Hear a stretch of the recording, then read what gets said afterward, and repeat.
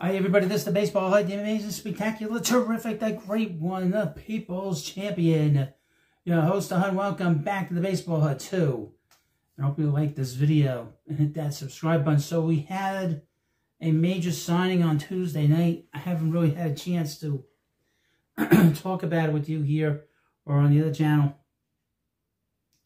But it's very sneaky what's going on there in Los Angeles. There's a lot of stuff going on with the Dodgers that is very peculiar.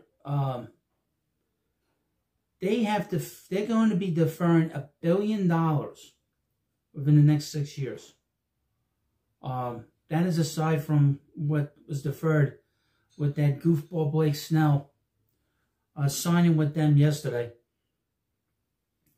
The belief is that the Dodgers ownership group is going to sell that team in 6 to 8 years and dump whatever money, whatever financial hole they put the new ownership in on them. Now, MLB has gone out of its way to protect this team for the last year. Now, I'm going to go into this thing with the deferrals and with this goofball Blake Snell. He is a goofball, in my view. Very strange, peculiar guy. This whole thing is very peculiar that's going on there in Los Angeles. I would mention I'm a Mets fan, you can tell from the hat. I know one thing. The deferments will stop. The deferments on these contracts will stop once Steve Cohen does this. Because there's been no outrage from any teams when it comes to the Dodgers. But once Steve Cohen does it, they will implement a rule that you can't defer this money. Probably during the next collective bargaining agreement to make sure that Steve Cohen doesn't, because he's going to do it. You know, lawyers are smart, they'll figure it out. And we do have this whole thing of Juan Soto still out there. Here's from the sporting news. Dodgers deferred contracts explained. Now, the media is going backwards, explaining all this stuff. But they know this is messed up. And really what's going on with the Dodgers in general is messed up to begin with. How do LA's nearly $1 billion future payments work with MLB rules? The Dodgers are at it again. 1 year after they deferred more than 97% of superstar Shohei Ohtani's mega contract, and included deferrals in Will Smith's 10-year extension as well, the Dodgers added two-time Cy Young Award winner and regular goofball Blake Snell with the help of more deferrals. Snell's deferrals aren't nearly as significant as those in Ohtani's deal. Los Angeles deferring $62 million of his 5-year, $182 million deal. Enough to reduce the contract's impact against the luxury tax threshold. With the agreement, though, the Dodgers are now on the hook for even more money down the line as they continue to chase championships. This is about them making money, making so much money, then they're going to dump the team on somebody, and these people who take the team next will be stuck with all this money. And then the media will be like, I can't believe this happened. They dumped all this money on this new ownership group. But meanwhile, no one's talking about it. 5 contracts in the Dodgers payroll included deferred money, and more than 30% of each deal is deferred. Wow. Ohtani's deal is unique, however. Over $20 million of his $700 million mega contract is deferred, meaning he's making $2 million per year and will make $68 million without interest in each of the next 10 years after the deal expires. Unbelievable. Ohtani's deal still counts more than $45 million against the luxury tax, but deferrals allow the hit to be much less than the contract's $70 million annual value. Smith, Snell, Freddie Freeman, Mookie Betts are also on deferred deals. Less than half of each deal is deferred. Deferrals aren't all that brings down Snell's contract value against the luxury tax. His deal comes with a whopping $52 million signing bonus, putting the Dodgers on the hook for plenty of money immediately. Rather than counting for $36.4 million against the tax, Snell's deal will count for $32 to $33 million. Yoshinobu Yamamoto's 12-year, $325 million contract does not include deferrals, but a signing bonus similarly reduced its hit against the tax threshold. So they are doing things within the rules. But the problem is that other teams are going to start doing this. The Mets are going to start doing this. I can guarantee you. Major League Baseball will get very upset if Steve starts doing that. That's without a doubt. I mean, without a doubt. And now, I mean, they're doing these articles, but there's no sort of like, well, what's going on here? How are they able to do all this? Now, we've seen that Major League Baseball worked very hard this season to make sure that the Dodgers got there. Okay, we know that they made sure that the interpreter for Shohei Ohtani took the hit for what happened with the gambling. All right, that whole situation is very troubling to me still. They wrapped up the investigation on Shohei Ohtani very quickly.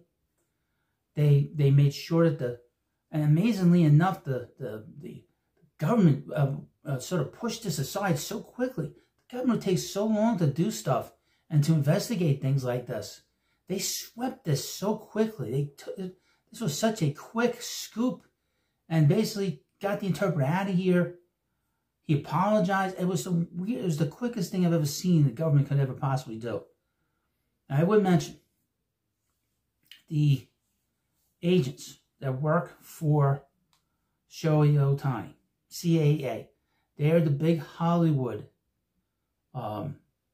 agents. So all the different actors work, they work for the big actors. I don't know who they have underneath in their company, but they are big in Hollywood.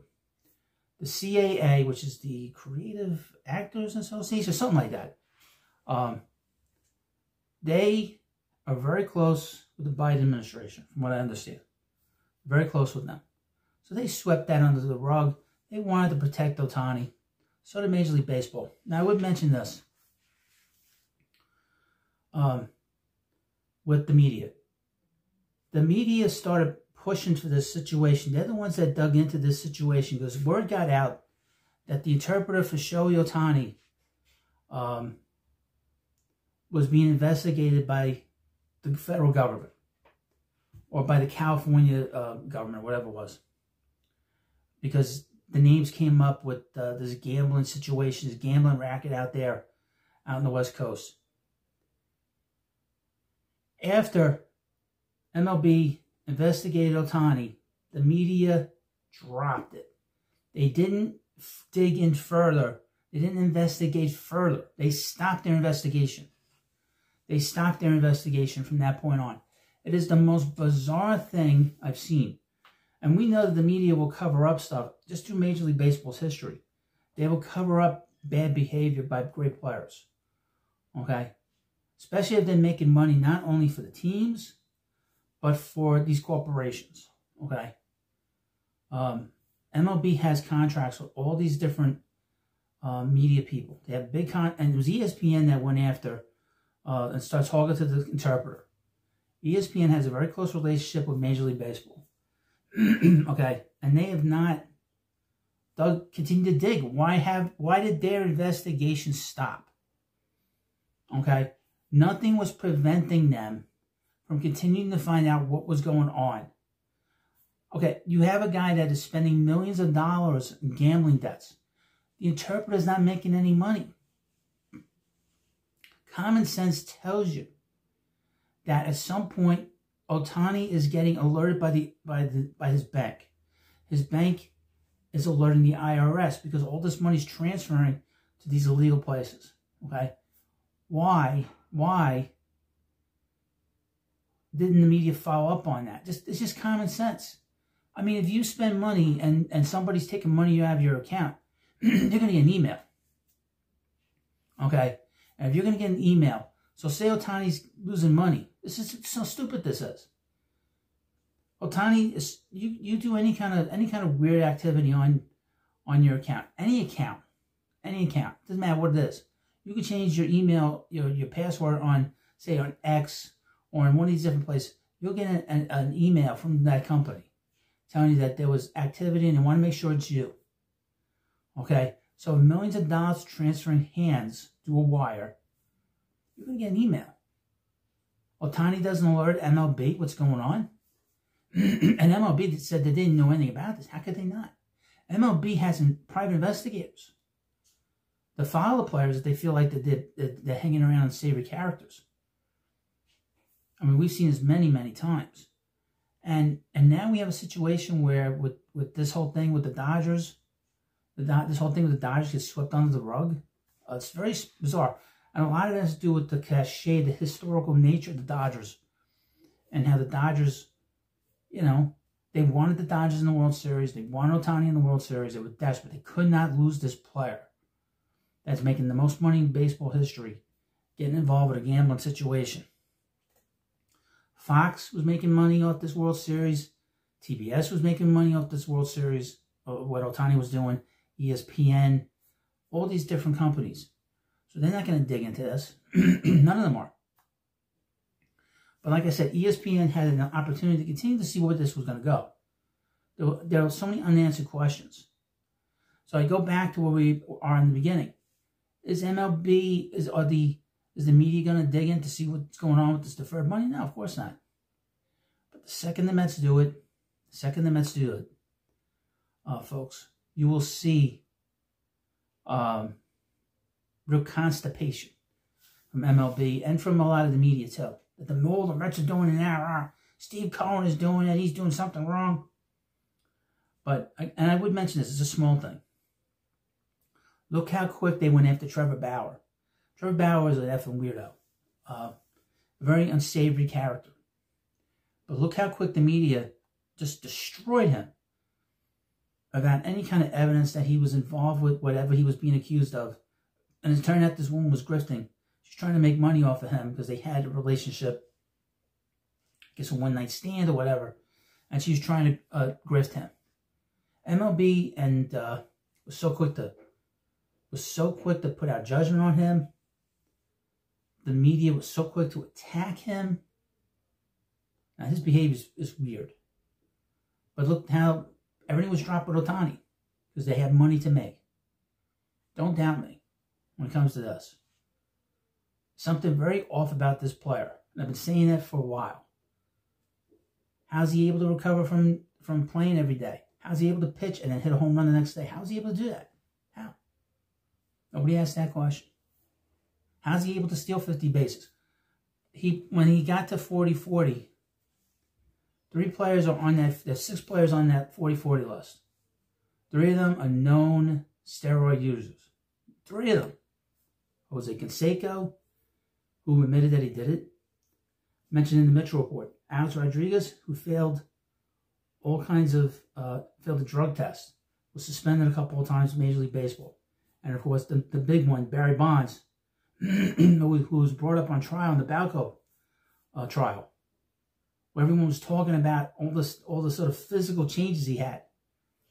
3 of the 6 guys on that list, steroid guys. Think about that for a second. And this guy passed them. He did things that those guys could only dream of doing. I'm not accusing him of anything, but it's just an interesting side note. So just keep that in mind. Now, if you're a Dodger fan coming in here saying I'm being salty or whatever the hell that means, too bad. Too bad. I'm just seeing it from a very objective point of view, which most people won't talk about. Again, this thing with the deferred money is bullshit. You know, the fact that the media and the MLB swept this thing on Ohtani under the rug is bullshit. Those are 2 biggest issues, in my view. The thing with the steroids, that will come out at some point if he's doing anything. Well, you let me know what you think about. You let me know what you think about this video, and of course, please subscribe to the Baseball Head too. I'll see you later.